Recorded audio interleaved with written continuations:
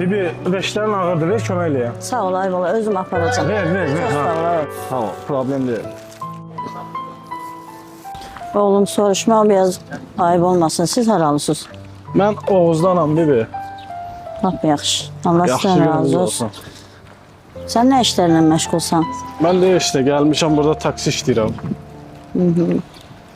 Lap yaxşı. Yəqin ki, oğlum var, Bibi. Evdə falan deyil, yoxsa kömək eləyərsən, qoymaz belə beşlər daşlayasan. Var oğul, var. Oğlum da var. İşdə olur oğlum. Olsaydı belə heç bu qədər əziyyət çəkməyə qoymaz. Hə, deyirəm axı, Bibi. Haradasan ay o 2 saatdır? Evdə səni gözləmirəm mən. Beşlərim ağır dayı oğul, neyniyim?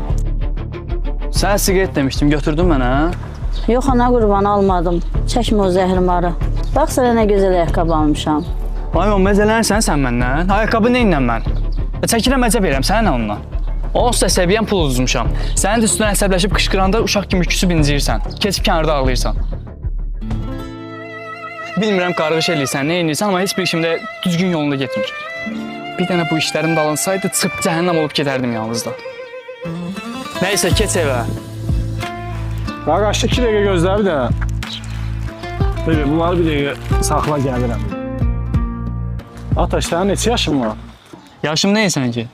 Ataş, mən 18 yaşım olanda anamı itirmişəm. 10 ildir səsini eşitmirəm onun. Bilirsən, mən onun bir dəqiqə səsini eşitmək üçün nələri verərdim? Sən indi onun üstünə qışqırırsan, amma elə bir vaxt gələcək ki, kaş ki anam yanımda olsun, xoş danışmasın, məni danlasın, üstümə qışqırsın, hətta bir dənə vursun belə. Amma sadəcə yanımda olsun. Vaxt gələcək, onu deyəcəksən. Nə qədər ki vaxtın var, canı sağdır, dəyərini bil. Torpaq çox vəfasızdır, aldığını geri vermir.